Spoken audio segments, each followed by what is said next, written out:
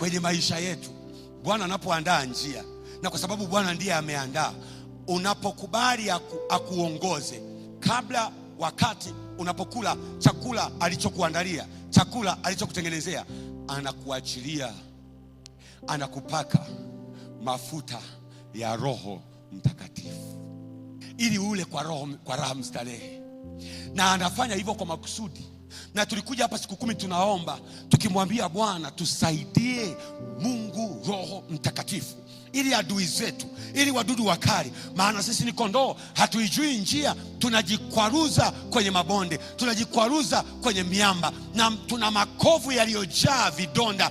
Tukitupa chakula hatutakula vizuri, wadudu watatushambulia. Bwana anasema hiyo sio issue. Waambie watu wa Betheli, Roho Mtakatifu atamwagwa kwa wingi kwenye siku 10, ili watakaposafiri siku zote baada ya maombi, Roho Mtakatifu atakuwa anawalinda, Roho Mtakatifu atakuwa anawaongoza, Roho Mtakatifu atakuwa anawapatia angalau utulivu, ili waweze kufurahi wakati Bwana anawaandalia jambo zuri na jema zaidi. Wapendwa, tumepewa Roho Mtakatifu, ana act kama mafuta ambayo kondoo walipakwa ili waenjoy mbaraka Bwana aliowaandalia.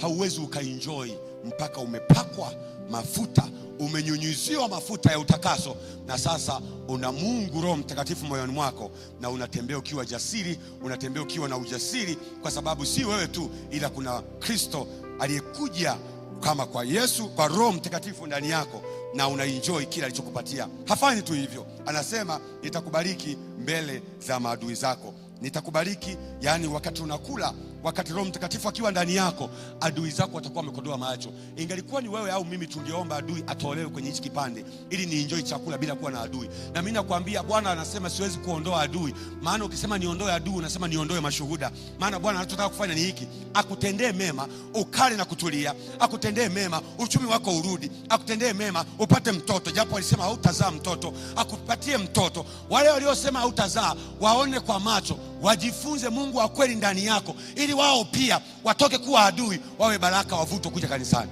Kwa hiyo usimuombe Mungu amuondoe adui yako, ila muombe Mungu amtunze adui yako, ili unapobarikiwa awe mashuhuda, awe witness wa kushuhudia Mungu ndani ya maisha yako.